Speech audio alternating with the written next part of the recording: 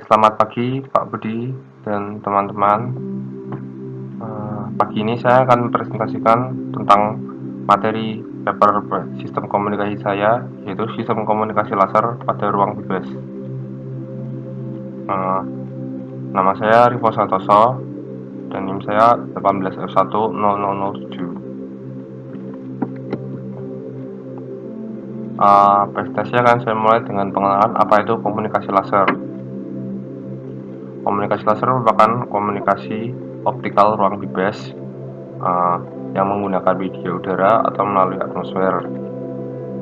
Tentunya menggunakan laser sebagai carriernya. Cara kerjanya hampir sama seperti fiber optik. Bedanya adalah fiber optik menggunakan media serat-serat optik untuk memantulkan laser agar pesan tersampaikan.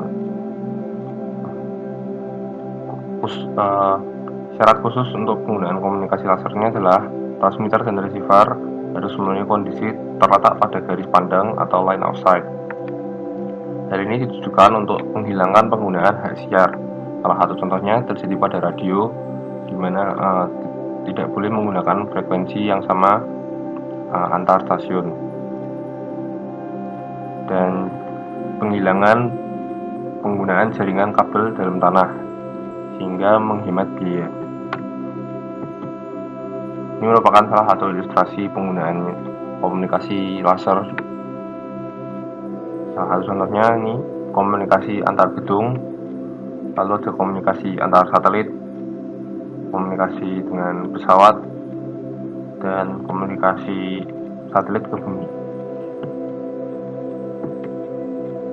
Nah, ini salah satu ilustrasi juga adalah Space Laser Communication System, di mana saat ini satelit dapat mengirimkan pesan-pesan atau informasi yang didapat oleh mereka selama mengorbit ke bumi dengan cara menembakkan sinyal laser ke stasiun satelit yang di bumi. Lalu bagaimana cara kerjanya? Cara kerjanya hampir sama seperti komunikasi nirkabel lainnya, yaitu sinyal yang hendak dikirimkan oleh penerima akan dikirimkan melalui transmitter, kemudian ditumpangkan melalui sinyal laser. Sinyal laser sendiri ini akan diterima oleh receiver, lalu receiver akan mengonversi menjadi sinyal kembali. Sinyal ini adalah sinyal yang awal pertama kali dikirimkan oleh penerima. Sebagai contohnya adalah seperti berikut ini. Ada mikrofon dan ada speaker. Jika pengirim memberikan sinyal berupa suara, maka suara akan masuk ke transmitter, kemudian dikirimkan, ditumpangkan melalui laser. Dari laser kemudian akan diterima oleh receiver, dan receiver akan keluar menuju speaker berupa suara dari si penerima tadi.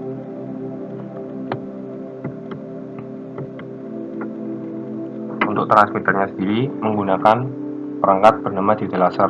Kenapa menggunakan diode laser? Karena cahaya yang dipancarkan tidak menyebar walaupun menempuh jarak yang jauh. Dan ini sangat penting. Lalu ada kelebihan lain adalah ukurannya yang kecil dan bobotnya yang ringan. Arus dan tegangan yang dibutuhkan juga rendah, otomatis dayanya rendah. Lalu bentuk berkas sinar yang lebih lebar dan berbentuk kerucut sehingga lebih mudah dimodifikasi.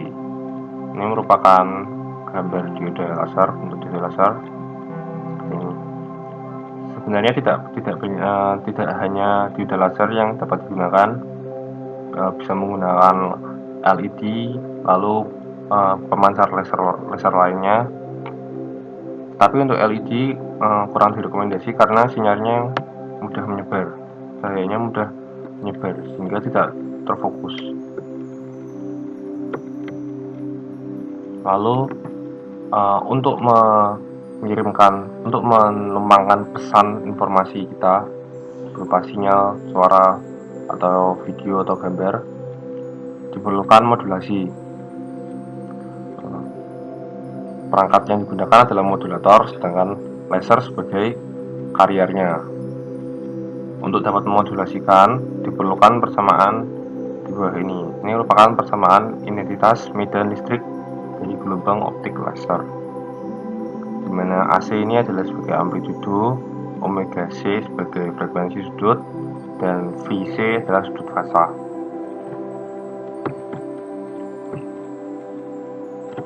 Berdasarkan teknik modulasinya, terdapat dua teknik modulasi, yaitu Honor Keying atau OOK dan Pulse Position Modulation atau PPM. Pada modulasi Honor Keying sendiri, tekniknya hampir sama seperti bilangan biner, yaitu 1010.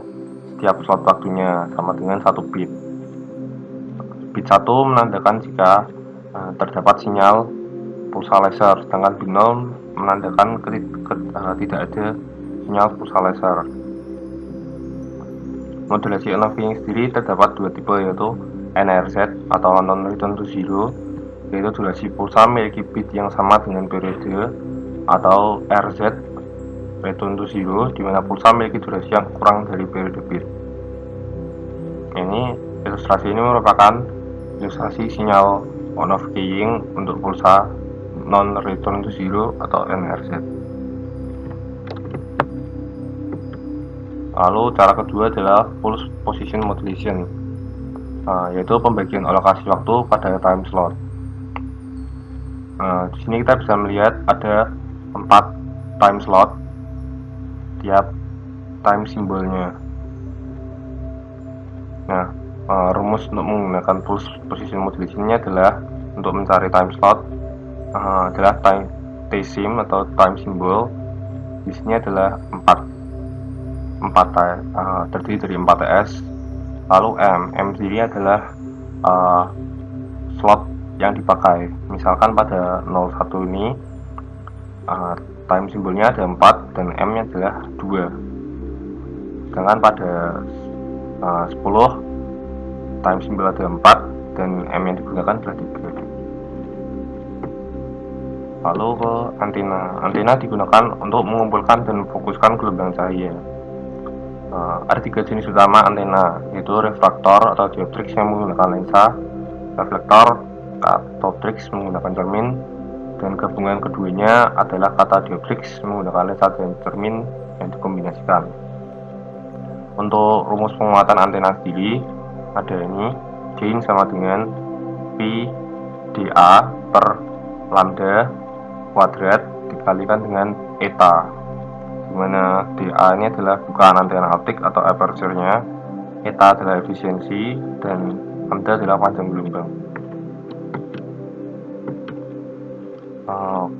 Baik, sampai di situ. Terima kasih kepada teman-teman dan Pak Budi.